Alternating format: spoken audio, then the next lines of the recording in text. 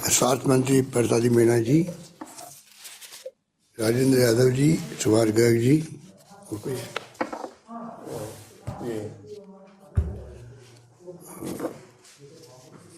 और तमाम हमारे उपस्थित चीफ सेक्रेटरी साहब और अन्य अधिकारीगण, तमाम डॉक्टर्सगण और राजस्थान भर से तमाम जुड़े हुए हमारे कलेक्टर साहबान,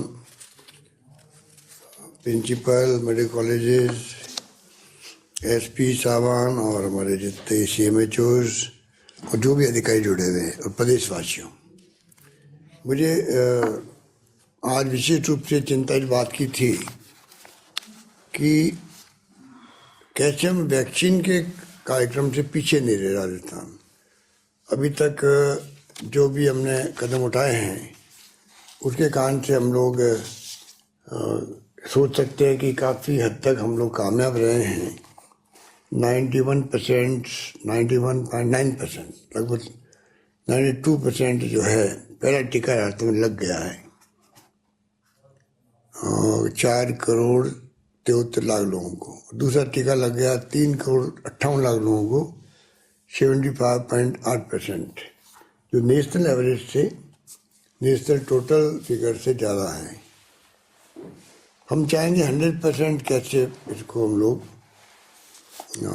टीका लगाने में कामयाब हो सके। जो फिगर आए मेरे पास में 45 से जो एबो हैं वो 100% हो गए, 100.58%, पर सेकेंड डोज की लगी 84.4%। और 60 साल से जो बड़े हैं उनके 74 लाख का मतलब है लगभग 109% लग गए उनके भी।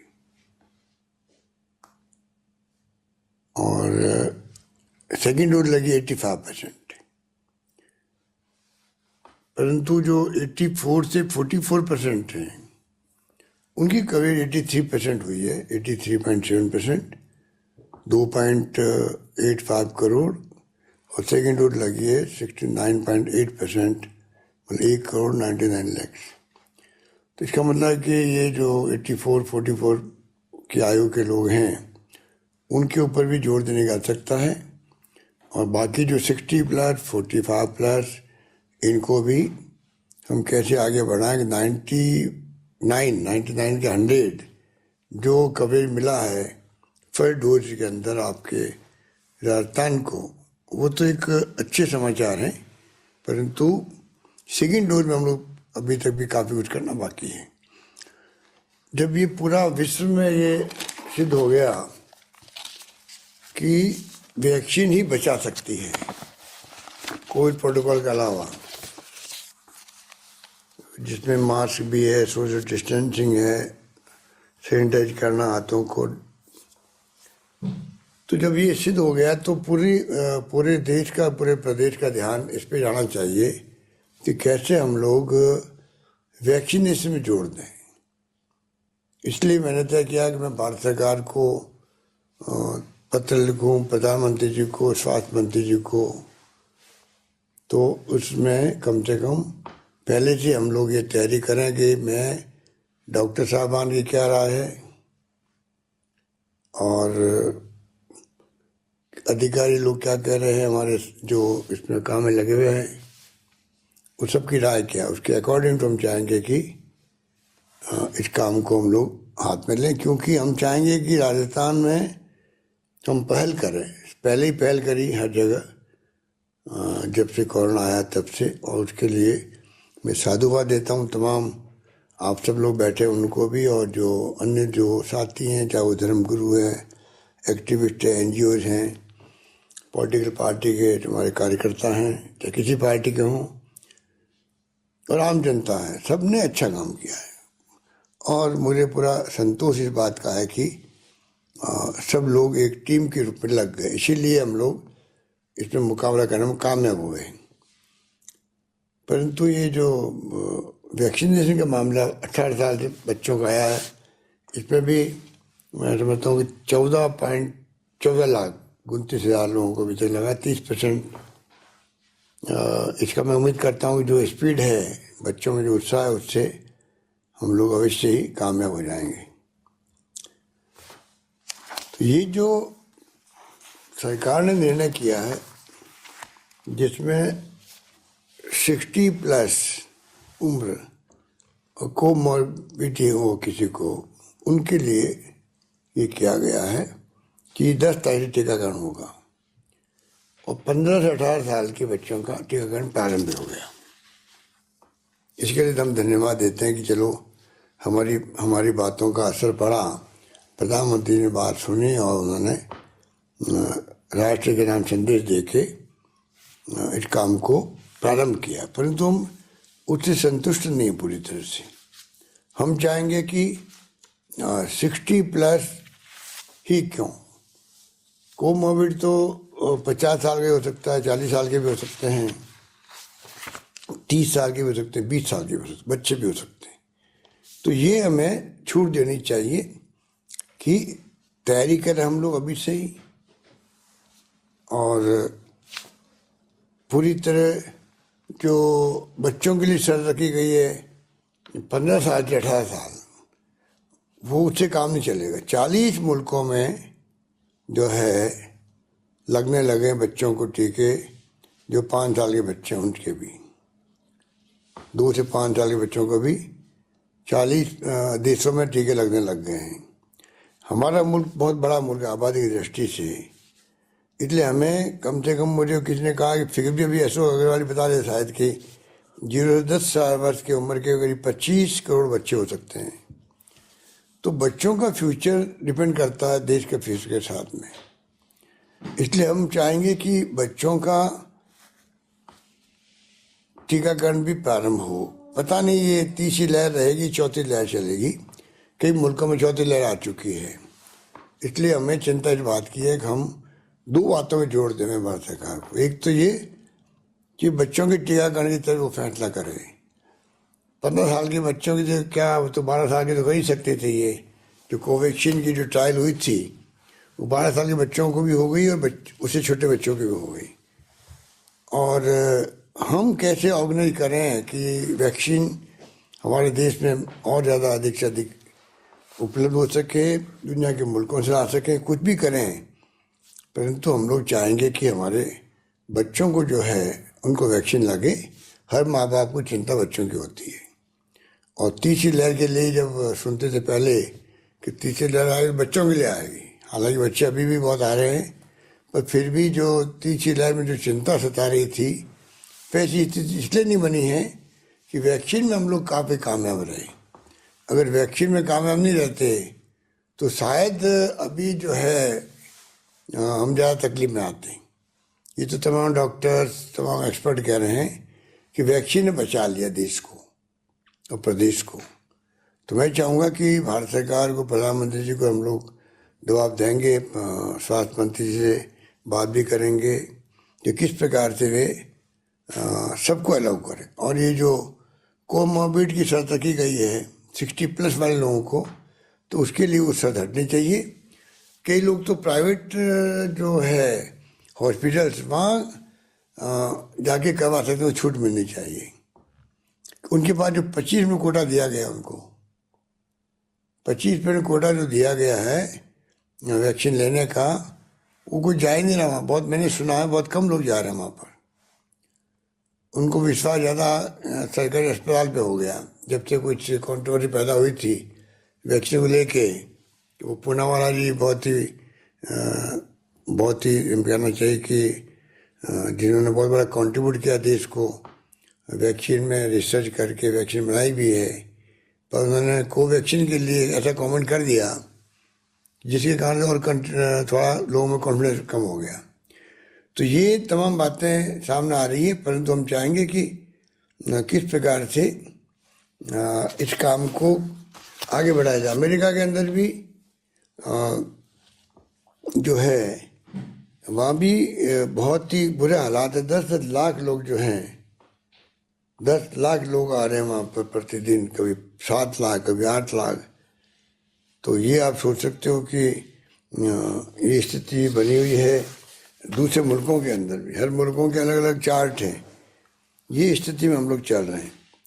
इसलिए मैंने उचित समझा कि मैं आह्वान करूं हमारे प्रदेशवासियों को कि आप सब काम छोड़ के इसमें ताकत लगाएं कि सेकंड डोज कैसे लोग लें, उसके अभियान को सफल बनाएं। और मुझे इस बात का संतोष है कि जो पिछली बार भी इश्यू हुई थी तो हमारे कलेक्टर साहबान ने अपनी पूरी टीम के साथ में और तमाम डॉक्टर्स ने, तमाम CMHOs ने और सब ने मिलकर के वैक्सीन को बहुत अच्छे ढंग से कैंपेन किया।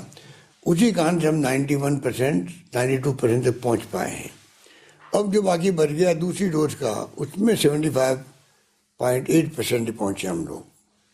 उसको बहुत ही मैं कहना चाहूँगा कि उसको हमें लेना चाहिए गंभीरता से, जिससे कि हम लोग टाइम पे वैक्सीन लगा लेंगे तो बच जाएंगे, बचा लेंगे लोगों को। ये बात मैं इसलिए भी कहना चाहता हूँ जोर दे करके कि लोग लापरवाह, आम आदमी का मिजाज होता है कि वो देखता है कोई मृत्यु हो नहीं रही है, सब बच रहे हैं तो कोई ज़्यादा दिक्कत नहीं है। ओमिक्रॉन भी कोई ज़्यादा गंभीरता पैदा नहीं कर रहा है, इसलिए लोग मास्क नहीं लगा रहे हैं, प्रोटोकॉल का पालन नहीं कर रहे हैं और वैक्सीन सेकेंड डोज में आगे नहीं आ रहे हैं। ये पूरे देश के हालात हैं ये। पर मैं आह्वान करना चाहूँगा, आग्रह करना चाहूँगा और उनको आगाह भी करना चाहूँगा कि ये बहुत खतरनाक स्थिति है। मैं खुद भोगी हूँ। जब मुझे पहला कोविड हुआ था तो बाद में जब मेरे स्टेंट लगा हार्ट में, वो इसीलिए लगा कि पोस्ट कोविड प्रॉब्लम आती है। मैंने कल परसों ही ट्वीट किया था कि मैंने लिखा कि किस प्रकार से लंग्स में प्रॉब्लम्स हो, चाहे वो अस्थमा हो जाए, चाहे कई लोग पैरेलरी अटैक होते हैं। पैरेलरी अटैक किसे कहते हैं? लकवा होना किसे कहते हैं? किसी का हार्ट की प्रॉब्लम, किसी किडनी की प्रॉब्लम, ये जितनी तरह बीमारियाँ आ रही है वो पोस्ट कोविड आ रही है। अब पता नहीं ओमिक्रॉन जो है ये पोस्ट कोविड इसका क्या रूप होगा किसी को नहीं मालूम अभी। जैसे हमारे वो जब सेकंड लहर आई थी डेल्टा की, तो पूरी लहर के वक्त में नहीं मालूम पड़ा इंडिया के, अपने भारत में नहीं मालूम पड़ा किसी को कि ये कोई अलग तरह का वेरिएंट आ गया खतरनाक। इसलिए ऑक्सीजन की मांग हो रही है, इसलिए वेंटिलेटर की मांग हो रही है, अस्पताल भरे पड़े हैं, बेड मिल नहीं पा रहा है। कई लोग जयपुर आए हमारे, दिल्ली से भी और यूपी से, आगरा से, सब जगह से भाग के आ रहे थे यहाँ पर। बल्कि हैदराबाद से लोग आए कि भाई जाके वहाँ जयपुर में इलाज करवाओ। इतना अच्छा इलाज यहाँ हो रहा था। RUHA ने भी कमाल कर दिया, जिसमें डॉक्टर भंडारी जैसे लोग रात को 2-2, 3-3, 4 बजे तक घूमते थे RUHS में। कोई घूम सकता है क्या? इसलिए कि लोगों को बचाओ। जो सरकार की जैसे मंशा होती है, इच्छा शक्ति होती है, उसी ढंग की ब्यूरोक्रेसी काम करती है। तो मैंने देखा पूरी ब्यूरोक्रेसी ने, हमारे प्रिंसिपल सेक्रेटरी, चीफ सेक्रेटरी आ गए, सभी अधिकारी जिनको काम सौंपा गया, कई लोग जिम्मेवारी सौंपी गई थी उस वक्त में, सब ने जो फिजा बनाई राजस्थान में, कलेक्टर हो, SDO हो, पटवारी, ग्राम सेवक, मेरे ख्याल में कोई चूका नहीं। अपनी बहनें जो है आदर्श सहयोगी और आंगनबाड़ी वर्कर वगैरह जो जिनको काम दिया, सब ने काम में लग गए। उस वक्त में खाना पहुंचाना हो, कोई भूखा नहीं सोना चाहिए तो वो काम किया। तो ये जो मैं कह रहा हूँ आपको, अभी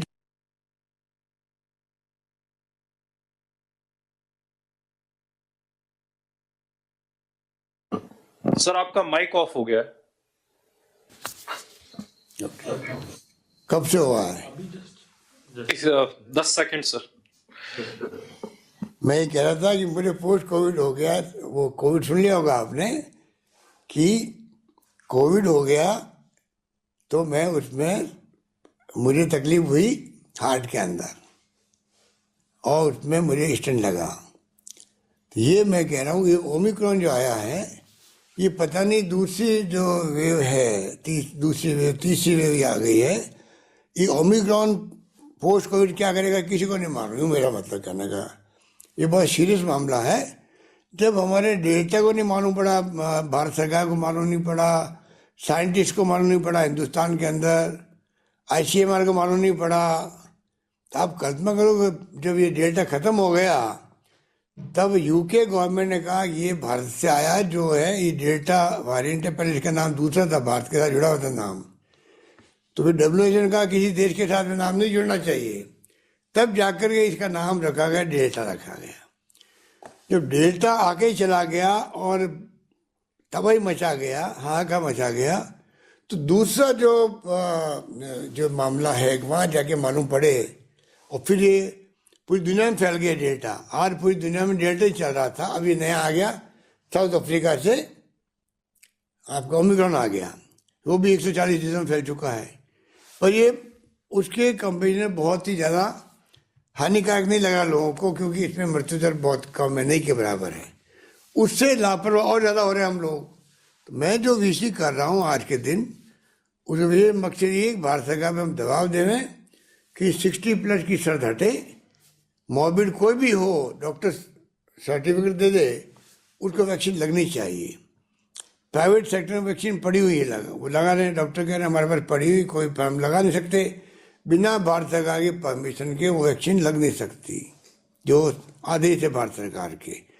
25% दे तो दिए उनको, 25% अलॉटमेंट है प्राइवेट हॉस्पिटल्स में, पर वो लगा नहीं सकते बिना उनके आदेश के, निर्देश से। ये बात है, इसलिए इसको हम दबाव देंगे। बच्चों के लगने के लिए अभी प्लानिंग को, इतना बड़े मुल्क में हो सकता है कि आपके पास व्यवस्था नहीं हो, तो आप भी स्वीकार करो, इसमें क्या दिक्कत है।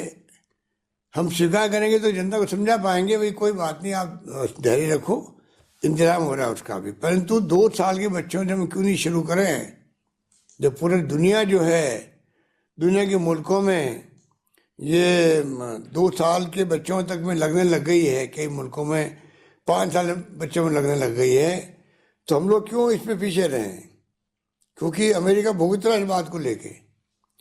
इसलिए मैंने कहा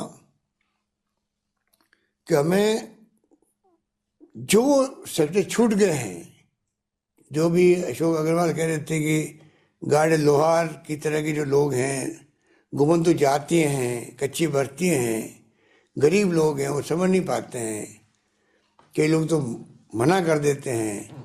तो ये हमारा NGO वगैरह सबको इन्वॉल्व करे, कलेक्टर्स, और उनको रिक्वेस्ट भी करे कि भाई ये हमें सेकेंड डोज पूरी करवानी है, और फर्स्ट डोज में जो लोग रह गए 10%, उनको पूरा करना है। ये अभियान हमारा प्राथमिकता होना चाहिए कि राजस्थान पूरा वैक्सीनेट हो गया तो कम से कम सेफ हो जाएंगे, किसी भी स्थिति में मृत्यु होने की संभावना नहीं रहेगी।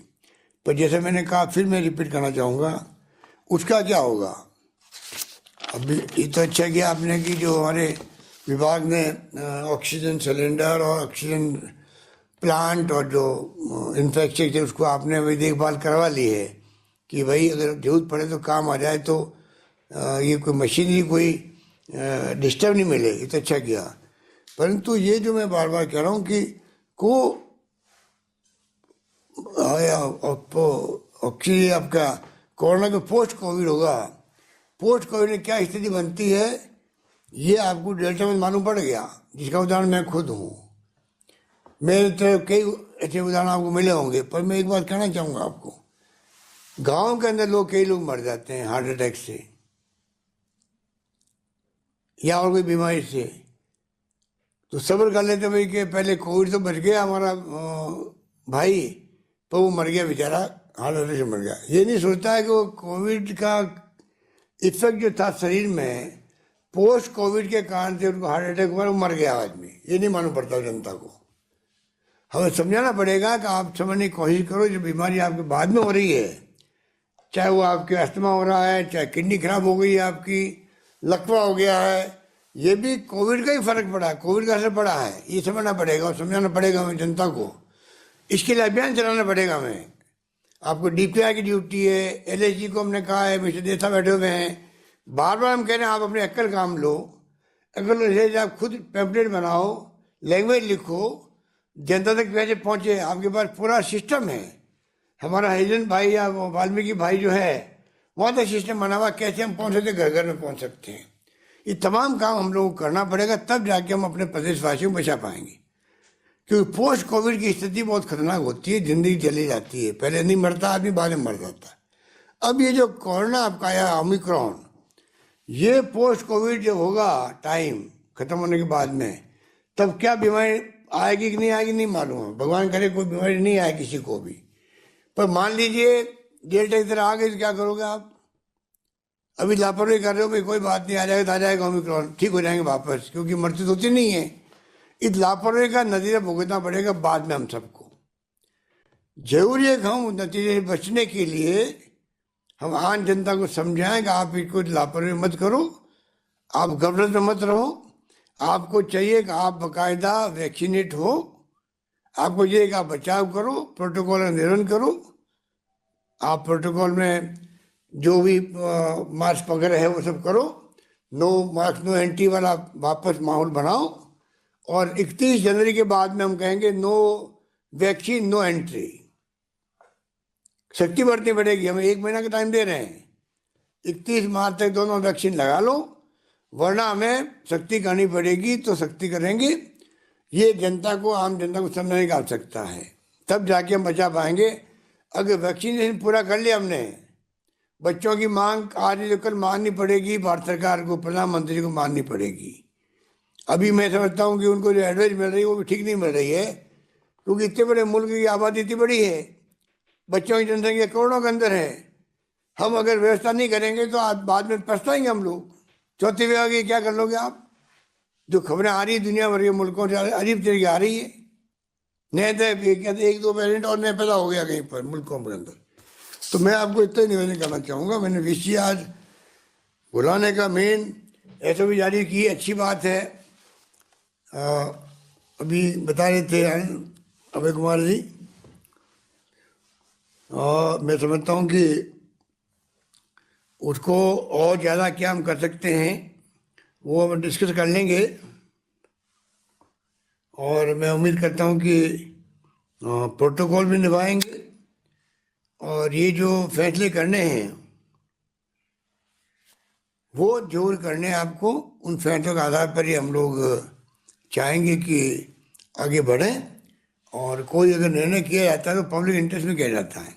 आज कई जगह राज्यों में हॉस्टल बंद हो गए हैं, कोचिंग क्लासेज बंद हो गई है, स्कूल कॉलेज बंद हो गए हैं, परंतु डॉक्टर साहब ने कहा, ये डॉक्टर साहब ने, कि ये कोई उसका तोड़ नहीं है। मैं उनसे भी सहमत हूँ मैं, क्योंकि ये स्वाइन फ्लू आया था तब यही बात चली थी उस वक्त में भी कि स्कूलों की छुट्टियाँ कर दो। और नया नया स्वाइन फ्लू आया ही था तब, मैं ही चीफ मिनिस्टर था यहाँ पर। तो मुझे याद है कि पूना में और महाराष्ट्र के अंदर स्कूलें बंद कर दी गई थी। स्कूलें बंद करते ही वहाँ पर बच्चे फिरने लग गए, घूमने लग गए, खेलने लग गए, और ज़्यादा फैल गया स्वाइन फ्लू, तो वहाँ पर बंद करना पड़ा। तो ये इस बात में दम है, तो हम लोग सोच समझ के और असेसमेंट कर लेंगे, क्योंकि कई राज्यों में तो बंद कर दिया गया है। हम सोचेंगे हमारे इंटरेस्ट में क्या है, उसके अकॉर्डिंग टू फैसला हम करेंगे, जल्दबाजी में नहीं करेंगे। परंतु कई बार फैसले करने पड़ते हैं जिससे कि लोगों में एक मैसेज जाए कि हो क्या रहा है, ये बहुत खतरनाक मामला, तो कैसे उसको निपटें। ये इस प्रकार से मैं समझता हूँ कि भारत सरकार से रिक्वेस्ट करेंगे आप अपनी पॉलिसी को ओपन करें सब लोगों के लिए, जिससे कि जो कोमॉर्बिड है उनको लगाई जा सके अस्पतालों के अंदर, या प्राइवेट में जाके लगाना चाहे तो प्राइवेट में जाके लगा लें। कोवैक्सीन के लिए मैंने सुना कि 2 वर्ष तक का जो रिजल्ट आए हैं उनके वैक्सीनेशन के, 2 वर्ष के बच्चों के, वही पॉजिटिव रिजल्ट निकले उनके भी। तो मैं उम्मीद करता हूँ कि उस दिशा में भी भारत सरकार आगे बढ़ेगी, मुझे विश्वास पूरा है। वही बात और बाकी बहुत बहुत सबका शुक्रिया। और मैं पुनः आपको निवेदन करना चाहूँगा कि कृपा करके जिला प्रशासन में जो लोग बैठे हुए हैं जिलों में, अभी आपने सब डॉक्टर्स की बात सुनी, प्रेजेंटेशन देखा आपने, प्रिंसिपल सेक्रेटरी मेडिकल एजुकेशन का भी और होम सेक्रेटरी का भी, और सबकी हमें चीफ सेक्रेटरी साहब से, होम सेक्रेटरी साहब से, होम डीजी साहब से, और हमारे मंत्रीगणों से भी आपने सबने विचार सुने हैं। मैं उम्मीद करता हूं कि आप खुद देखते हैं कि आज क्या हो रहा है, बराबर मीडिया में क्या आ रहा है। हमें बाकायदा पूरा आवाज़ रखनी है, और आप लोगों ने मेरा निवेदन है कोई कमी नहीं रखें, टॉप प्रायोरिटी पे वैक्सीनेशन का काम करें। आप फिर कंपटीशन करें हर जिले वाले, ब्लॉक वाले, कौन आगे बढ़ता है इस काम में। ये बहुत बड़ी सेवा है पब्लिक के लिए, आपकी पब्लिक सेवा मानी जाएगी। और मैं समझता हूँ कि बहुत बड़ा आप अपना कर्तव्य पूरा करने में कामयाब होंगे। कोई कमी मत आने दें और लग जाए इस काम में। पूरी प्लानिंग आप खुद ही करो, खुद ही आप सोचो किस प्रकार से पैम्पलेट छपाना। आप आपके पार्षद गणों तक से आप बात करो, मेयर साहब से बात करो, अध्यक्ष और सीईओ से बात करो, जो भी करना आप लोग करो। पर मैं चाहता हूँ कि 18 साल का जो अभी 15 साल किया उसका भी, और बाकी बातें मैंने कहा आपको हम लोग भारत सरकार से बात करेंगे। पर जो हमारे लोग बच गए हैं फर्स्ट डोज के अंदर उनको, और सेकेंड डोज 25 में लगभग बचे हुए हैं, उनको लगाने के लिए आप कोई न कोई ऐसा अभियान चलाएं कि उसमें हम लोग कामयाब हो सकें। ये मैं कह के मैं फिर कहना चाहूँगा, पोस्ट कोविड की चिंता ज़्यादा मुझे है क्योंकि मैं खुद भुगत भोगी हूँ। ये तो प्रदेशवासियों की दुआएं मेरे साथ में हैं, उनकी दुआएं मेरे काम आ रही है कि मैं दूसरे वे में जब मेरे को डेल्टा हुआ था उस वक्त में पोस्ट कोविड में मुझे बहुत तकलीफ हो गई अचानक ही। वो दुआएं मेरे काम आई, मैं बच गया। वरना वो जो जिस प्रकार से स्टेंट लगा है और डॉक्टर ने मुझे बताया है, और डॉक्टर ने मुझे नहीं बताया है, जो डॉक्टर हमारे माने हुए देश के डॉक्टर पांडा बॉम्बे में हैं, एशियन हार्ट हॉस्पिटल है, और डॉक्टर थ्रियान, डॉक्टर बहल ऑल इंडिया इंस्टीट्यूट, डॉक्टर थ्रियान जो मेदांता में, डॉक्टर बहल एम्स में थे पहले, अभी रिटायर हुई है। इन सब ने हमारे डॉक्टर से बात करी जब उनको मालूम पड़ा कि मेरे तो रिटर्न लग गया है। अशोक सेठ उनसे मैं मिल के भी आया था।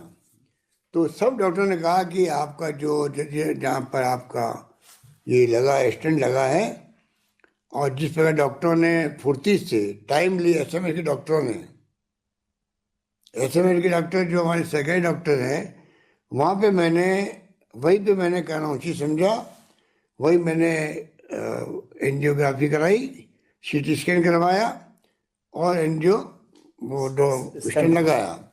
आपको जान के खुशी होगी, सब डॉक्टर ने कहा कि आपके डॉक्टर ने अच्छा काम किया है जिसके कारण आप बच गए हो। अगर आप देरी करते तो पता नहीं क्या होता। तो आप सोच सकते हो कि इस फुर्ती से डॉक्टर ने काम किया और मैं बच गया। ये आप सबकी दुआएं मेरे काम आई, प्रदेशवासियों की दुआएं काम आई मेरे, और मैं उसी रूप में लगा हुआ हूँ। इसीलिए मैंने आरबीसी करी कि मैं कम से कम बताऊँ कि वैक्सीन हमारे लिए वरदान साबित हो सकती है। वरना पोस्ट कोविड की प्रॉब्लम्स को तो कोई रोक नहीं सकता, डॉक्टर भी नहीं रोक सकते। डॉक्टर क्या कर सकते, इलाज कर सकते हैं, पर बाद में जब वेरिएंट के जो इनके प्रॉब्लम पैदा होती है उनसे शरीर के अंदर, उसको कौन रोक सकता है। हजारों लाखों तरह के वेरिएंट बनते हैं। इसलिए मैं समझता हूँ कि पूरे प्रदेशवासियों से आह्वान करूँगा कि आप अपनी ड्यूटी को समझें। और पहले आपने साथ दिया करीब 1.5 साल, अब मार्च में 2 साल हो जाएंगे हमें इस कोरोना लड़ते हुए। अभी तक अपने विजय प्राप्त की है, पर संपूर्ण विजय तब मिलेगी तब पूरी तरह इसका खात्मा होगा, और वो असर आपके सहयोग से संभव होगा, ऐसा मेरा मानना है। तो चाहे मीडिया वाले हों, चाहे वो एक्टिविस्ट हों, एनजीओ हों, पार्टी के लोग हों, इसमें कोई राजनीति नहीं होनी चाहिए। इसमें चाहे केंद्र सरकार हो, राज्य सरकार हो, सब मिलकर पब्लिक को, आम जनता को बचा सकती है। राजनीतिक दल भी आपस में कार्यकर्ता मिलकर काम करें, इसमें कोई हर्ज नहीं है। हम बचाना लोगों को, तो उसमें क्या राजनीति हो सकती है। अगर बचेंगे तो राजनीति करेंगे। यदि पब्लिक, आम जनता बचे, गरीब आदमी है, डेस्टिट्यूट है, पीछे उनका ध्यान भी रखें, वो कई बार समझ नहीं पाते हैं इन स्थितियों को, तो उनसे पहुँचाएँ। हमने यहाँ पर फ्री दवाएँ, फ्री मेडिसिन, 5 लाख तक का बीमा कर दिया, चिरंजीवी योजना, उन तक पहुँचे वो। चिरंजीवी में कोरोना भी सम्मिलित थे। चिरंजीवी में हमने वो जो ब्लैक फंगस, बहुत भयंकर बीमारी हुई थी डेल्टा के बाद में, ब्लैक फंगस सुना होगा नाम आपने। ये पूरा जबड़ा काटना पड़ता है, आग चली जाती है, सिर का हिस्सा काटना पड़ता है। 550 के राय थे राजस्थान के अंदर, उनका इलाज भी करवाया। तमाम ये जो है ये हमने चिरंजीवी योजना में डाल दिया उनको। अब थोड़ा बहुत सहयोग तो करना पड़ेगा हमारे साथियों को कि गरीब आदमी तक भी उसका रजिस्टर नहीं करवा ले, फ्री में है वो इलाज। पैसे वाले 850 रुपये ले रहे हैं, 850 रुपये किसी बात नहीं हो तो जाके कलेक्टर कह दे, वो व्यवस्था कर देगा। मैंने कह रखा आप एनजीओ से बात कर लो, किसी से बात कर लो, वो मदद कर देंगे, मैं कर दूँगा मदद। एक आदमी प्रदेश वाली छूटना नहीं चाहिए। इतनी बड़ी योजना बनाई 5 लाख तक की, तो आप सोच सकते हो कि उसका लाभ तो लोगों को मिले, वरना घर बेचना पड़ता है, गिरवी रखना पड़ता है अपने माँ बाप को बचाने के लिए। क्या क्या नहीं करता, हमारे अच्छे संस्कार है ये। माँ बाप बूढ़े भी हैं, मालूम है कि बचेंगे नहीं, तब भी हम लाखों रुपये लगाते हैं उनके लिए, प्राइवेट में ले जाते हैं, भाई चलो बचना चाहिए मेरे माँ बाप, कहने गिरवी रख देते हैं। तो ऐसे मुल्क में हम रह रहे हैं, ऐसे प्रदेश में रह रहे हैं, तुम्हारी ड्यूटी बनती है कि हम क्या कर सकते हैं वो हमें करना चाहिए। बहुत बहुत शुक्रिया, धन्यवाद। धन्यवाद माननीय मुख्यमंत्री महोदय, आपके उद्बोधन के लिए, आपके मार्गदर्शन के लिए। और मुझे विश्वास है सर कि आपने जो मार्गदर्शन और निर्देश दिए हैं उससे राज्य में वैक्सीनेशन और गति पकड़ेगा। जो शेष हमारा टारगेट ग्रुप है उसको हम वैक्सीनेट कर पाएंगे सर। श्रीमान की अनुमति से 2-3 बिंदु जो कलेक्टर साहिबान से मैं निवेदन करना चाहूँगा कोविड की तृतीय वेव की तैयारी के लिए। सर एक तो हमने सभी फील्ड में निर्देशित किया है कि जो हमारे ऑक्सीजन प्लांट्स हैं उन सभी की मॉक ड्रिल करी जाए, क्योंकि ऑक्सीजन प्लांट बन गए हैं। एक राउंड ऑफ मॉक ड्रिल किया गया है, अब 9 और 10 तारीख को सभी ऑक्सीजन प्लांट की मॉक ड्रिल करने के लिए निर्देश दिए गए हैं। तो कलेक्टर साहिबान से रिक्वेस्ट करूंगा कि मॉक ड्रिल को रिव्यू कर लें, ताकि कहीं पर भी कोई ऑक्सीजन प्लांट जो बन गया है वो फुल कैपेसिटी पे पूर्ण क्वालिटी से चले, इसको इंश्योर कर लें। कहीं कमी है तो मैन्युफैक्चरर से हम संपर्क कर सकते हैं। दूसरा सर, हमने हॉस्पिटल ऑडिट के लिए यूनिसेफ और WHO के माध्यम से 104 टीम्स भेजी हैं सर, जो 360 जो हमारे मेजर इंस्टीट्यूशंस हैं उनका ऑडिट कर रही है सर। तो ये जो 360 हेल्थ इंस्टीट्यूशन का ऑडिट करके ये टीम्स CMHOs को फीडबैक देगी, कलेक्टर साहिबान को फीडबैक देगी सर। इनका टेन्योर 1 से 7 तारीख तक आज ये कंप्लीट कर लेंगे सर। तो इसका जो फीडबैक आता है उसके आधार पर कलेक्टर साहिबान भी रिव्यू कर लें sir. Last 2 point, training sir हम लगातार करवा रहे हैं ICUs और इन पे संचालित करने के लिए जो जिलों में तृतीय वेव तैयारी के लिए ICUs डेवलप किए गए हैं सर, और CSCs पर HDUs डेवलप किए गए हैं, उनको चलाने के लिए जो हमारे डिस्ट्रिक्ट हॉस्पिटल और CSCs में डॉक्टर्स हैं उनको ट्रेन करने के लिए सर हमने यहाँ पर सीफू में SMS के सहयोग से मास्टर ट्रेनर्स की ट्रेनिंग करवा दी है। और अब ये ट्रेनिंग सर जिलों में भी चल रही है सर, तो वहाँ पर उस ट्रेनिंग को मॉनिटर कर लें, ताकि जहाँ जहाँ पर भी हमने ये सुविधाएं विकसित करी है वहाँ के डॉक्टर्स प्रॉपरली ट्रेंड हों। और सर लास्ट रिक्वेस्ट ये है सर कि जो राज कोविड इन्फो अपना पोर्टल है उस पर डेटा अपडेशन हॉस्पिटल बेड्स का और बेड की अवेलेबिलिटी का सर, जब पीक आया सर श्रीमान के नॉलेज में है कि आम जन इस पोर्टल के माध्यम से बेड अवेलेबिलिटी को चेक करता था, तो ये डेटा सर रेगुलरली अपडेट होना चाहिए। काफ़ी गैप इसमें आ गया था, तो जो जिला लेवल पर कंट्रोल रूम बने उसके माध्यम से government as well as private hospitals का डेटा इस पोर्टल पर अपलोड हो जाए, ताकि आम जन इसमें सही सूचना प्राप्त कर सके सर। बहुत बहुत धन्यवाद सर श्रीमान के मार्गदर्शन के लिए। Thank you sir.